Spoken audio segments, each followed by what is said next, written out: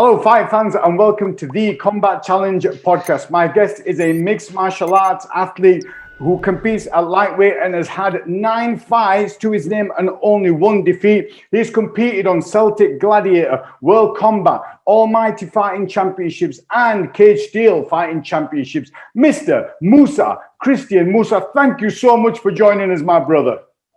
Thanks for having me on, buddy. I'm looking forward to it. What's been your martial arts journey from a young age? If you can tell us what sort of sports you got into and how you ended up where you are now. Yeah.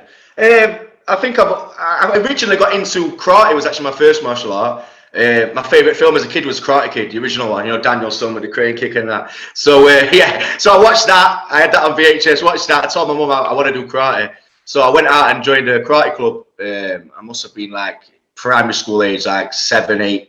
I stuck with that all the way up to probably like early secondary school.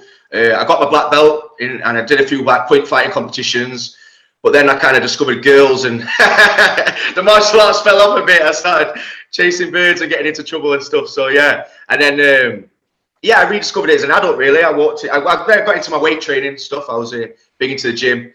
You know what I mean? Got to get the guns on the show and that. And then I rediscovered MMA as an adult. Walked into a gym like 3-4 years ago now, and just kind of gone from there really. And it's funny because I always tell people that I started in karate, and they always think it's funny because if you actually watch my fights, they're all very wrestling heavy, because that's what I've took to more now, is more of the grappling side. But yeah, originally I come from that freestyle karate kickboxing background. So. And which gym did you start training at, and who were you under? And talk us through that timeline. Yeah, so I started, my first gym when I got back into MMA was S18 under Andy Marlowe. Andy Marlowe was a striking coach, and the grappling coach was Mark Ellis, who I'm still involved with today. Mark Ellis still corners me today, even though I then moved on to Sheffield Shooter Fighters. And it wasn't anything about S18, it's just there wasn't a lot of guys in the gym at the time. I think I was the only kid that was competing. I just needed to go elsewhere, just kind of develop my career a bit. So I moved over to Sheffield Shooter Fighters under Sam Bolt, and that's where I fight out today. And I said from when I went to Sheffield Shooter Fighters, my game's just gone like that. Just sort of absolute beasts in that gym. Got the likes of Oliver Harrier, Ian Hurst, Luke James. So like a lot of top amateurs, and we're all like kind of at similar levels, so we're always like kind of pushing each other on. So yeah. So you got Sam Bolt there, and who else is there? Is it Pez? Yeah. Sam Bolt and Pep. Rich Powell Pepper, who was a founder of Sheffield Shoot, but it's Sam's club now. Pep takes more of a backseat, but he still comes in to help out the lads with camps and stuff. Yeah. Well, I've got a story to tell you about Sam Lightning Bolt. Right? He once came to my show, right, at Combat Challenge in Bradford, and he was actually in the crowd, as one of the customers, and one of the fighters dropped out, and he sat there. Oh, yeah. Fine, and I said to him, "Look, brother Sam, I've had a lad drop out. Is there any chance you want to, fight?" And he was like, he looked at Pep and he went, "All right, okay." And then he did, and he fought, and he won. And he's an animal. He's a man of few words, isn't it? Do you know what I mean? He is. He's quiet, a bit shy when you first get to know him, Sam. But once you warmed up to him, trust me, he don't shut up then. So.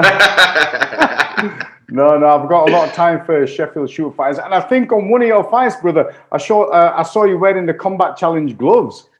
Mate, they're the lucky gloves. Actually, I borrowed them. My roommate Ian Hurst has fought on your show a couple of times, and I was like trying on my fight gloves, and I don't like these. And it was about 4 or 5 fights ago, and then he let me them and said, "Try these." I went out, won the fight, and they're my lucky gloves now. I won't fight in anything else. So. And the quality out there, brother, none of this disposable. They're brilliant. No, they're brilliant. Yeah. They last the test of time there. Well, since you've mentioned them, then what we're going to do is next time I'll give you another pair for free, brother. How's that? Brilliant, mashallah. Thank you. I'll send them to you, brother. Now, one of the I think your last fight that you had was on Celtic Gladiator 28 against Hassan Hussain. What did you know about Hassan, and if you can talk us through the fight itself? Yeah, it was a funny one, that one, because me and Hassan are actually quite pally. We'd actually spoke before 2 weeks before the fight got made.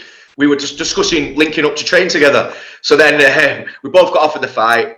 We both just accepted the fight. Do you know what I mean? It's a mutual respect thing. I rate him as a fighter. I think he's one of the best amateur fighters in the country. He never turns down anyone. He comes to fight. And so I was like, I'm not going to miss a chance to fight him. And I think he pretty much had the same thought on it. So yeah, but accepted the fight. I was lucky it managed to go ahead really with lockdown and everything that was going on. So a big shout out to Carl Prince and all the team at Celtic for managing to organise it. Had a venue change and a date change last minute, but it came through in the end. And yeah, it was a good fight. I stuck to the game plan. I knew he was a good striker. I knew he was a big lad for lightweight as well. He was bigger than I thought he was going to be in that cage. But I knew once I got hold of anyone in the country, I know there's not an amateur in the country when I got hold of him that I can't take down. And so I just stuck to the game plan, took him down, wore him out. Didn't really take any damage, which is good. And yeah, got the W. But yeah, he's a good lad, Hassan, and it was a good fight. Along your martial arts journey, have there been any coaches or mentors that have played a significant role? If so, who are they and what role did they play? Obviously, Sam Bolt, the main man, the gaffer. I think he's one of the best coaches in the country. He's got such a wealth of experience from his own career. And I think grappling wise, I've seen him go. I've never seen anyone like hold a candle to him grappling wise. When he's on his day, he's incredible. I feel like a child sometimes. It's depressing. Like I'm in fight camp, I'm ready. I'm smashing everyone. I feel like I'm right on it. And then I'll have a round with him, and he just makes me feel like he's like playing with a kid. You know what I mean? Absolutely leather me. So yeah, Sam's just improved my game so much. My original grappling coach, Mark Ellis, who still corners me to this day. Good friend of mine, Sean Hammer Martin in Liverpool, who actually selected me for the WFMC team to go to Germany, and that's how we kind of got our original relationship. But now I get up to Hammer as often as I can and train with him. He's a good friend and a top coach. He's always trying to guide me in my career, offers good advice, and yeah, I'm really trying to work my striking with him when I can up in Liverpool. Obviously Pep and that as well. So everyone that I've worked with has added something to the mix. So I've been very lucky to be blessed with really good coaches and amazing training partners. So yeah. Sean's a funny guy, isn't he? I had him on last week on the podcast. What a character he is. There's no one like him, is there? He's absolutely amazing. Like, if I'm feeling down or something I'm a bit dreary one day, I'll ring him for a chat, and obviously I come off the phone every time just like in hysterics. But he's really passionate as well, isn't he? He knows his stuff and he's passionate. He wants to help people. He's like a coach that does it because he loves coaching people. And he loves helping people. And yeah, he's going to help manage me going forward in my pro career. And like I say, I go up to Hammer whenever I can and train up there with him. And yeah, he's just always there to offer guidance and just little tweaks and stuff. And yeah, he's a top coach and a top lad. There's some good lads down there. There's Conor Hignett. There's even Sean's son, Conor. He does well as well. Oh, wow. Conor Martin is one of the best pure jiu-jitsu guys I've ever rolled with. Really? Honestly. The first time I went down and rolled with him, he just got me in guard and he felt like my ribs were going to pop from the strength of his legs. And he's just, for such a big dude as well, he's so fast and nimble. He just does all that mad De La Riva, spinning for leg locks and that. You just feel like a pretzel when you're done rolling with Conor. Yeah, he's a beast. Did you see the one where he put a clip up on Instagram where he got the guy in, I think, was it like a flying triangle, and swooped under him and brought him out? Did you see that one? Yeah. Mador Fleming, he goes for the flying armbar, doesn't he? Yeah. And that's against the top guy that's fighting in Cage Warriors. I think he's undefeated as well. Yeah, Conor's another. He's scary. He's scary at jiu-jitsu. And he's not even, because I think is he purple belt? I don't think he's even hit his brown. I think he's only a purple belt. Yeah. But he's doing it properly. I don't think his coach is like rushing him through the belts. He's just happy just to, do you know what I mean, keep building on his skill set in each belt. But he might be a purple belt, but I've rolled with black belts that he'd tap. Do you know what I mean? He's incredible. Yeah. Well, Conor Hignett was singing his praises as well, saying that once Conor Martin gets hold of you, it's just a different level, and the top pressure is just too much for him. He's another one though, Hignett. He's insanely good. He's really good. I remember the first time I had a little move around with him because he's only fights at flyweight. So I thought, do you know what I mean? But even in the wrestling clinches and stuff, he's so strong for his size and just ridiculously quick. So yeah, I think this year will be a good year for both Conors. I think he looks solid as Conor Hignett. He's just compact, isn't he? Yeah, he hits like a freight train as well. Well, they call it a hand grenade, don't they? So, and it's an apt nickname. yeah, definitely. So, brother, you mentioned these couple of gyms. We're in testing times, you know, with the pandemic and all this COVID stuff happening. Are you able to find time to train and keep fight ready if there's anything else that comes up in the pipeline? that's all we can do at the minute. It's not like there's any distractions. It's not like I can go out boozing and dancing, or do you know what I mean? The only thing to do is train. So getting plenty of road work in. I'm blessed. I'm lucky that my flatmate is a fighter as well. Fights at the same gym, so we can train together. We've got mats. We just mat out the living room. You might have seen on my social media. We'll mat out the living room and just go at it. Downstairs neighbours probably hate us, like, but and yeah, so still getting plenty of training in, plenty of weights, kettlebells, all that kind of stuff, plenty of pad work and sparring and grappling, all the usual stuff, really. Yeah, well, the thing is, brother, I've noticed that, you know, you're getting all this training in. Maybe you're not making enough money because there's many times I've seen you don't even have enough money to buy a shirt, brother, after you finish training. Yeah, I put a vest on for you today. I put half a shirt on for you. You did, brother. I appreciate that. See, we know you from, you know, the mixed martial arts side and competing in cages. Have you gone down the journey of grappling competitions? And if so, if you can talk us through that timeline. Yeah, I actually love grappling competitions. I find grappling competitions to me, they're just more fun. It's in terms of, obviously fighting is what I enjoy doing. What I mean in terms of more fun is that there's no pressure for me at a grappling comp. I'm just there to have fun. So I'll enter as many categories as I can. I'll do the gi and the no gi, even though I'm not really much of a gi man. And you just show up. There's no pressure. You get a couple of rolls, even if you happen to lose your first match, you still get a couple of rolls. And it's just a fun day out. Do you know what I mean? There's not that pressure of when you're fighting. Obviously, you've got to sell tickets. You're cutting to make weight. You've got all the pressure of people watching you and performing under the lights. Whereas in a grappling comp, you just roll up on the day. Whatever I weigh in is what I weigh in at. I never try and cut weight. Do you know what I mean? I tend to go the category above, roll up eating a vegan sausage roll or whatever, and then just jump on the mat and have a roll. And it's always a good day out. And I've been lucky enough so far. I've medalled in every competition I've done. I think I've got gold in every one I've done. Not every category, but I've got at least one gold medal every time. So. And which competitions did you enter, brother? I've only done the Empire Grappling one so far. So I've done like the Lancashire Open, the European, the Yorkshire one. I think there was a Manchester Open, the Wales one. So I've done a good few of the Empire Grappling comps. Now, you've had loads of fights, brother, and out of those fights, is there any fight that's the most rewarding? And if so, it doesn't have to be something where there was a financial gain or you might have overcome some adversity. Is there anything that you could share with us from one of those fights? Yeah, the fight on the World Combat one against Rennie Gajos, because I lost my best friend in the camp leading up to that. So I promised him like the week before when we spoke, I said, I'm going to go and get this, I'm going to go win, because he always used to support me. And so I'd made that promise to him. So that was like an extra pressure. And on top of that, it was like a bit of a local rivalry per se, because it was two Sheffield gyms. He was from Eagle Pro Fight Club. I was from Sheffield Shoot. So there was more pressure against that fight than I ever felt, just because of probably the pressure I put on myself more than anything. But yeah, to get the win and then to fulfill the promise to my friend, that meant a lot. So that's probably the most rewarding fight I've had. Well, we're in these testing times, brother, and you know, I don't know, is there any fights that are lined up, or are you just kind of waiting to see what comes along and keeping yourself ready?